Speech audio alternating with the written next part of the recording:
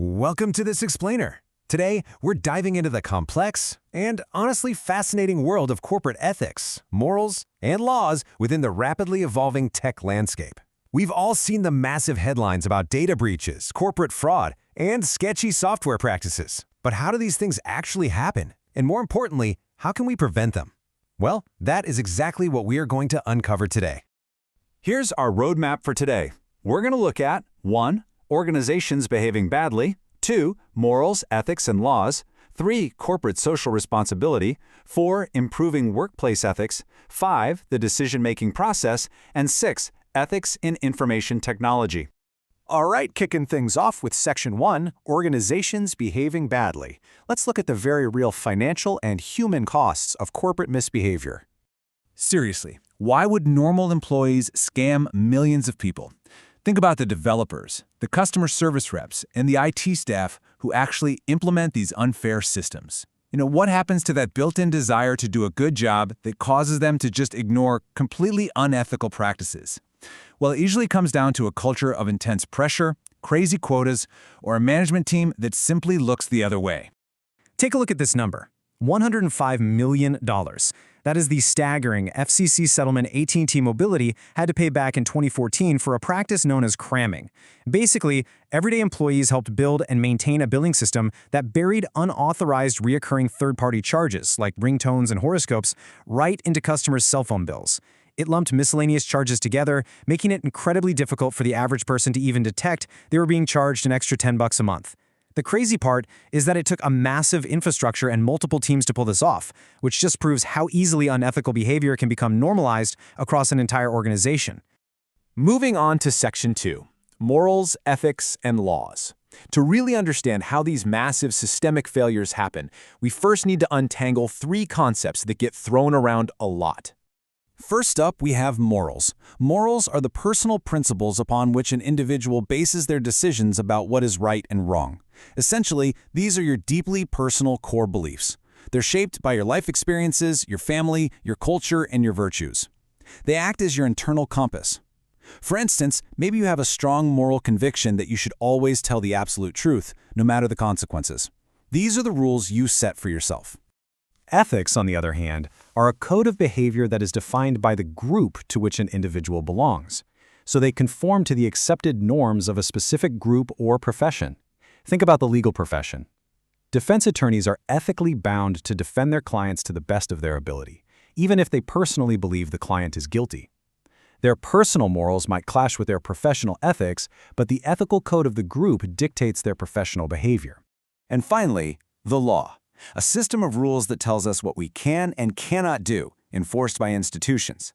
Laws carry strict penalties like fines or even jail time, but, and this is a super critical distinction, they are not always a perfect guide for ethical behavior. Laws are created by governments, they evolve over time, and honestly, they can completely conflict with both personal morals and group ethics. When you map these concepts out like this, it creates a real aha moment for a lot of people. Notice how an action can be strictly legal but entirely unethical. Or flip it around, something might be illegal, but someone might consider it highly ethical based on their moral compass. This huge gray area is exactly why having a professional code of ethics is absolutely crucial in the workplace. It gives us a shared roadmap when the law alone just isn't enough to guide our behavior. All right, Section 3, Corporate Social Responsibility. Now let's zoom out to the macro level and see how companies can establish systemic safeguards to balance these ethical and legal dilemmas. But before a company can be responsible, we have to look at what happens when leadership completely derails. Have you ever heard of the Bathsheba syndrome? It's defined as the moral corruption of people in power, facilitated by a tendency for people to look the other way when leaders act inappropriately. It perfectly explains how wildly successful executives get corrupted by success and manipulate outcomes. We saw this documented in the Volkswagen emissions cheating scandal, or the spectacular collapse of Enron. When leaders act inappropriately and employees just kind of look the other way, normal ethical boundaries just dissolve into a toxic environment. But hey, it's not just the CEOs causing trouble. Looking at this breakdown of workplace misconduct by role, a massive 40% of it is actually committed by non-managers, followed by senior managers at 24%, middle managers at 19%, and first-line managers at 17%. So, the bottom line? Corporate ethics is truly everyone's problem, It permeates every single level of an organization, from the boardroom straight down to the IT help desk. To fight this widespread risk, organizations utilize corporate social responsibility, or CSR. Basically, a company actively takes ownership of its impact across all these key groups: shareholders, consumers, employees, the community, the environment, and its suppliers.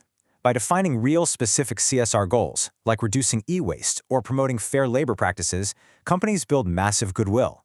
Plus, it helps them operate consistently, attract top talent, and avoid those devastating PR and legal disasters we discussed earlier. Moving right along to Section 4, Improving Workplace Ethics. So, knowing the immense risks of getting it wrong, how do we practically fix things inside an organization?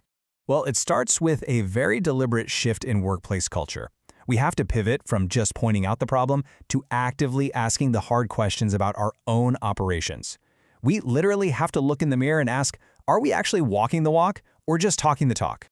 Organizations can implement specific, systemic actions to improve business ethics and reduce the pressure on employees to misbehave. First, appoint a dedicated corporate ethics officer.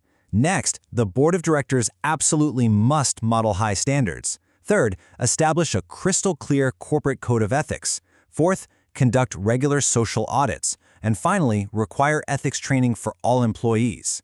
Doing all of this together creates a safe space where people can report misconduct without worrying about retaliation, which is huge because fear of retaliation is the #1 reason bad behavior stays hidden. Which brings us to Section 5, the decision-making process. Let's zoom all the way into the micro level, the individual employee's daily choices. Picture this scenario. Would you cut testing short on a buggy software release to meet a tight deadline if your boss pressured you? Imagine you're a new hire. You've been working overtime, the software is still a mess, the project is over budget, and your boss tells you to just sign off on the testing and promises it'll be fixed in the next update. When you're facing real-world pressure, like a manager demanding results over quality, what do you actually do? You need a structured way to navigate that dilemma. To build a personal toolkit, you can follow this 5-step framework that takes the panic right out of the equation. Step 1, develop a problem statement. Just gather the actual facts without assumptions. Step 2, identify alternatives and brainstorm your options. Step 3, choose an alternative. Evaluate them against your company's code of ethics and the law and pick the most defensible path. Step 4, implement the decision with clear communication. And Step 5, evaluate the results. This logical flow ensures whatever choice you make is defensible, objective, and totally consistent. Finally, Section 6, Ethics in Information Technology. Let's apply all of this directly to the high-stakes world of IT. It isn't just about cables and code anymore. It is the central nervous system of modern society, and that brings some major IT-specific ethical risks. We're talking global citizen surveillance, the fine line of workplace monitoring of emails and internet usage, copyright infringement and software piracy that costs billions, identity theft from huge hacked databases, and, of course, tracking cookies and spyware. The sheer scale of data collection today uniquely amplifies these ethical risks.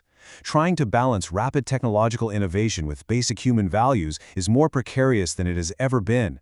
Every line of code written has real-world consequences. Which brings us to the ultimate question. In the rush to innovate, are we leaving human values behind? As you navigate your career in this rapidly evolving digital landscape, you really have to ask yourself how your daily decisions impact the broader society. Are the systems we are building serving humanity or exploiting it? Every keystroke shapes our digital future. What kind of future are you coding? Thank you so much for joining me on this explainer, and keep asking those tough questions.